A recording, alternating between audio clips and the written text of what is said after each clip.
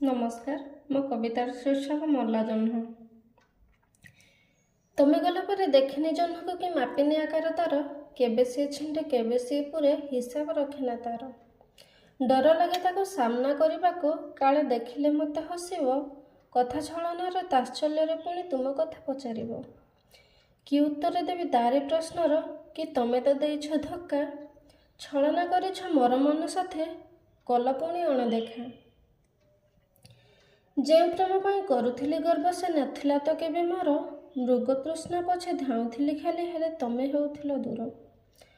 କଇଁ ମୋ ମଧ୍ୟରେ କିଛି ପାର୍ଥକ୍ୟ ତ ନାହିଁ, ପ୍ରତି କ୍ଷଣରେ ପ୍ରେମକୁ ହାରେ, ଜହ୍ନ ପରି ତମେ ଦୂରି ଚାଲିଯାଅ, ମୁଝେ କଇଁ ପରି ନୀତି ଝୁରେ। ସେଥିପାଇଁ ତାକୁ ଦେଖିବିନି ଜମା, କାଳେ ତମେ ମନେ ପଡ଼ିଯିବ, ପୁରୁଣା ସ୍ମୃତି ମୋ ମନେ ପଡ଼ିଗଲେ କିଏ ମୋତେ ବୁଝାଇବ। ଧନ୍ୟବାଦ।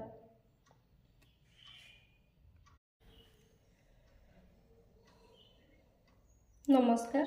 ମୋ କବିତାର ଶୀର୍ଷକ ମଲା ଜହ୍ନ।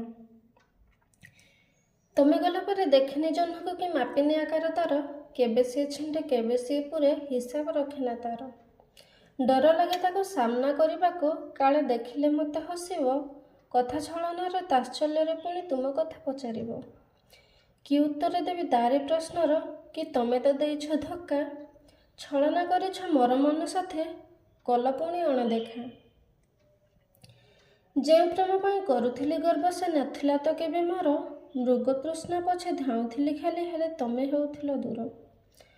କଇଁ ମୋ ମଧ୍ୟରେ କିଛି ପାର୍ଥକ୍ୟ ତ ନାହିଁ, ପ୍ରତି କ୍ଷଣରେ ପ୍ରେମକୁ ହାରେ, ଜହ୍ନ ପରି ତମେ ଦୂରି ଚାଲିଯାଅ, ମୁଝେ କଇଁ ପରି ନୀତି ଝୁରେ।